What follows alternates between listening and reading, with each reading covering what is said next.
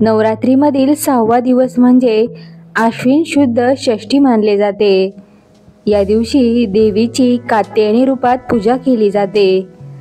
कात्यायनी देवीच्या पूजनाने सर्व मनोकामना पूर्ण होतात। देवी कात्यायनीला युद्धाची देवी देखील मानली जाते। अतिशय कणखर तेजस्वी असणारी कात्यायनी देवी भक्तांवर अतिशय करुणादायी आहे। या देवीची कथा आता आपण जाणून घेऊया।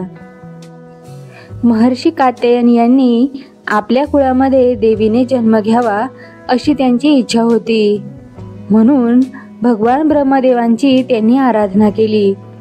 त्यांनी अतिशय कठोर अशी तपश्चर्या केली। त्याचवेळी पृथ्वीवर महिषासूर नावाचा राक्षस होता।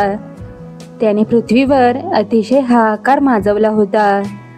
त्यावेळी भगवान त्रिदेव प्रसन्न झाले आणि त्यांनी आदिशक्तीला कात्यायन महर्षीच्या घरी बालरूपामध्ये जन्मास घातले। महर्षी कात्यायन यांची पुत्री म्हणून तिचे नाव कात्यायनी पडले। सप्तमी, अष्टमी आणि नवमीला कात्यायन ऋषींनी देवीची आराधना केली आणि दशमीला देवीने महिषासूर राक्षसाचा वध केला, म्हणून या देवीचे नाव महिषासुरमर्दिनी असे पडले। कात्यायनी देवीचा वर्ण अतिशय चकचकीत तसेच भव्य दिव्य स्वरूप आहे। देवी कात्यायनी सिंहावर स्वार होते आणि तिला 4 हात आहेत। देवीच्या एका हातात तलवार आहे, दुसऱ्या हातात कमळ आहे आणि इतर 2 हात वर मुद्रेत आहेत।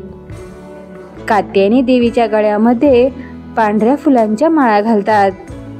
6व्या दिवशी देवी कात्यायनीची पूजा केल्यास मनाची शक्ती मजबूत होते।